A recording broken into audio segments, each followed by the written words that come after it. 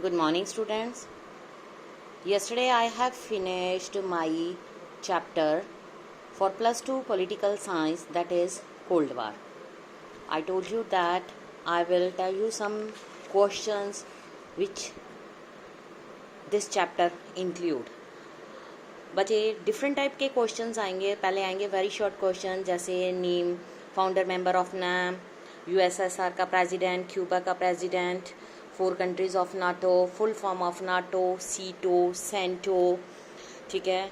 और उसके बाद एरिनाज ऑफ कोल्ड वार होती क्या है, military features of cold war, impact of and of cold वार. उसके अलावा ये सारे क्वेश्चन जो हैं, नॉन अलाइनमेंट मूवमेंट क्या होती है, उसके बाद कंट्रीज़, उनकी कैपिटल्स आएंगी. फिर उसके बाद कोल्ड वार के बाद क्यूबन मिसाइल क्राइसिस क्या था, और difference between neutrality and non alignment जो है. इंडिया उसने नाटो और सीटो को क्यों नहीं ज्वाइन किया. उसके बाद जो कोल्ड वार है वो कोल्ड क्यों रही.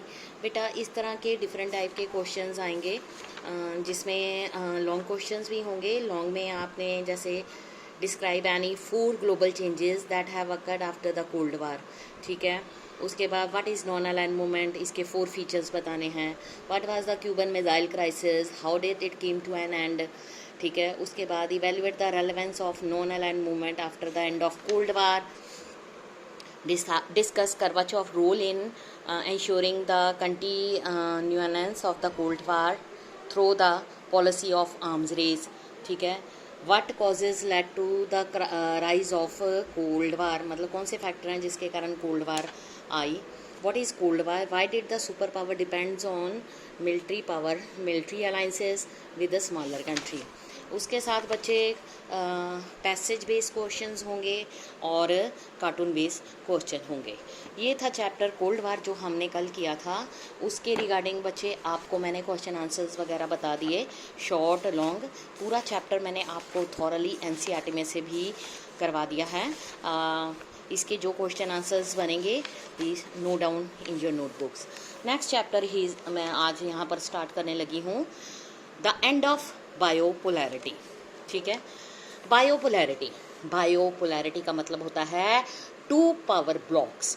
जैसे पिछले चैप्टर में मैंने आपको बताया यूएसएसआर एंड यूएस जो हैं वो दोनों ही सुपर पावर ब्लॉक्स थे during cold war. Cold war start हुई थी आफ्टर सेकेंड वर्ल्ड वार. इन दोनों कंट्रीज़ ने आपस में डिसाइड किया कि वो अपने आर्म्स न्यूक्लियर वेपन का यूज़ नहीं करेंगे. अगर इन चीज़ों का यूज़ करेंगे तो पूरा वर्ल्ड डिस्ट्रॉय हो जाएगा. इसलिए दोनों में कोल्ड वार चलती रही, लेकिन वो वार एक वर्ल्ड वार में चेंज नहीं हुई. अब यहाँ पर हम स्टडी करेंगे what was the Soviet system. क्या था सोवियत सिस्टम. हम यूएसएसआर के बारे में स्टडी कर रहे हैं. क्या है क्या, union of Soviet socialist Republic, USSR जो है came into being after the socialist revolution in Russia. Russia में सोशलिस्ट रेवोल्यूशन 1917 में आई थी, तब ये यूएसएसआर बना. जो ये रेवोल्यूशन थी inspired by the ideas of socialism. उसने कैपिटलिज्म को अपोज किया और ये चाहती थी इगैलिटेरियन सोसाइटी को बनाया जाए. Perhaps the biggest attempt in human history to abolish the institution of private property. और उसके बाद consequently design to society based on principle of equality.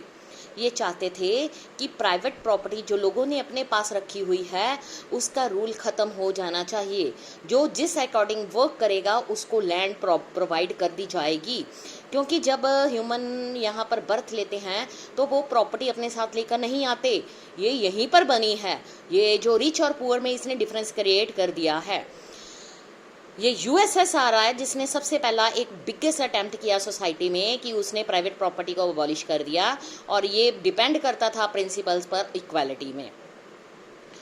ऐसा करने से मेकर्स जो सोवियत सिस्टम थे उन्होंने primacy to the state and institution of the party. ठीक है. मतलब उसको प्रेफरेंस दी. सोवियत पॉलिटिकल सिस्टम जो है centred around the communist party.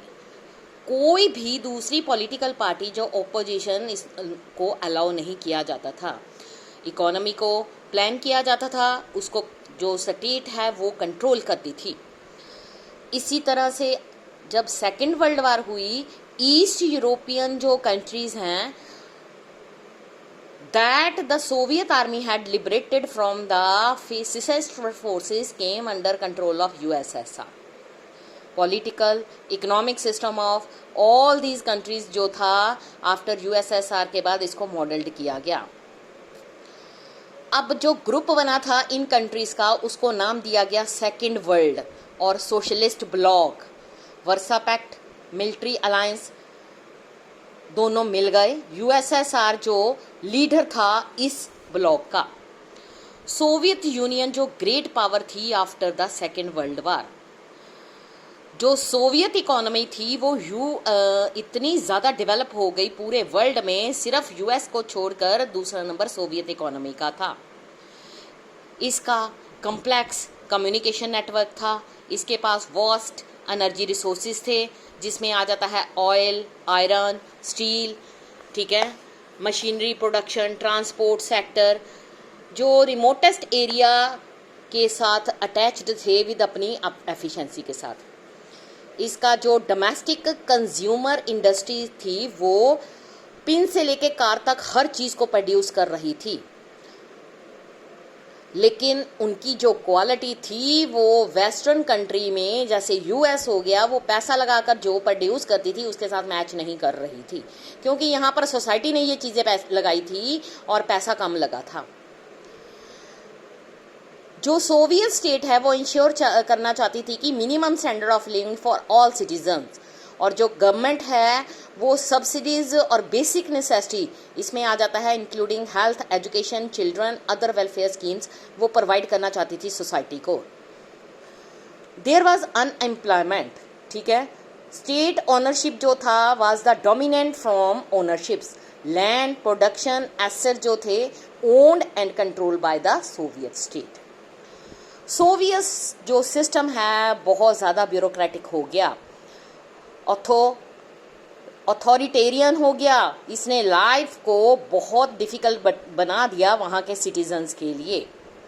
Lack of democracy थी, absence of freedom of speech थी, ठीक है, जिसके लिए लोग अपने आप को एक्सप्रेस ही नहीं कर पा रहे थे। जो पीपल थे अपने ओपिनियंस को कई बार एक्सप्रेस करना चाहते थे, वो जोक्स और कार्टून के ज़रिए उसको एक्सप्रेस कर रहे थे। मोस्ट ऑफ द जो इंस्टीट्यूशन थे सोवियत स्टेट के, उनको रिफॉर्म की ज़रूरत थी। वन पार्टी सिस्टम ने रिप्रेजेंट किया हुआ था by communist party of Soviet Union. उसका इंस्टीट्यूशन के ऊपर काफ़ी टाइट कंट्रोल था और उसके अलावा अनअकाउंटेबल थे वो लोगों के लिए, क्योंकि डेमोक्रेसी नहीं थी, सिर्फ कम्युनिस्ट पार्टी ही थी। The urge of people in the 15 different republics that formed the Soviet Union to manage their own affair, इसमें आ जाता था कल्चर अफेयर। लेकिन ये सब चीज़ें although on paper, Russia was only one of the 15 republics that together constituted the USSR. In reality में अगर बात करें, रशिया dominated everything और people from other region felt neglected and often क्या हुआ, suppressed। आम रेस में क्या हुआ, जो सोवियत यूनियन था उसने टाइम टू टाइम यूएस के साथ अपने आप को मैनेज करने के लिए मैच किया, बट उसको ग्रेट कॉस्ट देनी पड़ी। सोवियत यूनियन वेस्टर्न टेक्नोलॉजी काफ़ी पीछे था, इंफ्रास्ट्रक्चर भी इसका डेवलप नहीं था, जैसे ट्रांसपोर्ट, पावर। मोस्ट इम्पॉर्टेंट अगर हम बात करें political and economic aspiration of citizen की, उसको फुलफिल नहीं किया जा रहा था। सोवियत इन्वेशन ऑफ अफगानिस्तान 1979 में हुआ, जिसने इस सिस्टम को और ज़्यादा वीक कर दिया। जो वेजेस थे बढ़ते गए, प्रोडक्टिविटी, टेक्नोलॉजी नीचे गिर गई, वेस्ट से नीचे ज़्यादा गिर गई, जिससे क्या हुआ, ऑल कंज्यूमर गुड्स जितने हैं उनकी शॉर्टेज हो गई। फूड इंपोर्ट्स इंक्रीज हो गया हर साल। सोवियत इकोनॉमी जो है faltering in the late 1970 and become stagnant। अब मिखाइल गोर्बाचोव, ठीक है, जो general secretary of the communist party of Soviet union 1985 में बना, उसने इस सिस्टम में काफ़ी चेंजेस लाने की कोशिश की। रिफॉर्म्स जो थे नेसेसरी थे ताकि USSR abreast of the information and technology revolution taking place in the West. Gorbachev decisions are to normalize relation with the West and democratize and reform the Soviet Union. कुछ other efforts थे that neither he nor anyone else intended or anticipated. People जो east Europe country थे उन्होंने जो part of Soviet block थे उन्होंने protest करना शुरू कर दिया अपनी ओन गवर्नमेंट के अगेंस्ट और सोवियत कंट्रोल के अगेंस्ट। पास्ट की तरह पास्ट खत्म हो गया। Soviet Union under Mikhail Gorbachev जो था intervene when the disturbance occurred. Communist regime जो था कोलैप्स्ड हो गया वन आफ्टर अनदर।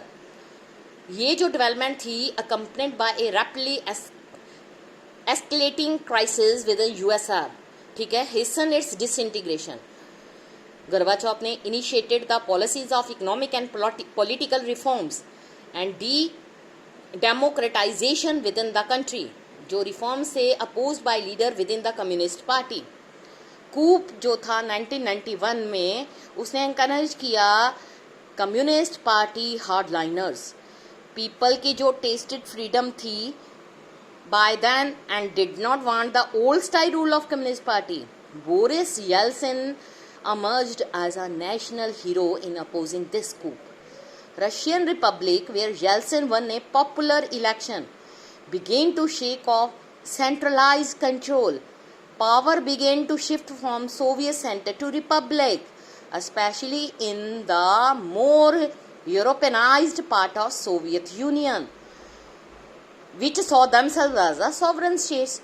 जो सेंट्रल एशियन रिपब्लिक्स थी उसने इंडिपेंडेंस के बारे में नहीं पूछा, वो सोवियत फेडरेशन के साथ रहना चाहती थी। दिसंबर 1991 में under the leadership of Yeltsin Russia, Ukraine, Belarus 3 major republic जो थे यूएसएसआर के बन गए। उन्होंने ये डिक्लेयर कर दिया कि सोवियत यूनियन डिसबैंडेड हो गई है। Communist party of Soviet union उसको बैन कर दिया गया है। कैपिटलिज्म डेमोक्रेसी को अडॉप्ट किया गया है। पोस्ट सोवियत रिपब्लिक्स के बेस जो खराब हो चुके हैं उसको आगे बढ़ाने के लिए। ये था बेटा chapter end of bipolarity, Gorbachev and the disintegration तक मैंने आपको टॉपिक करवा दिया है।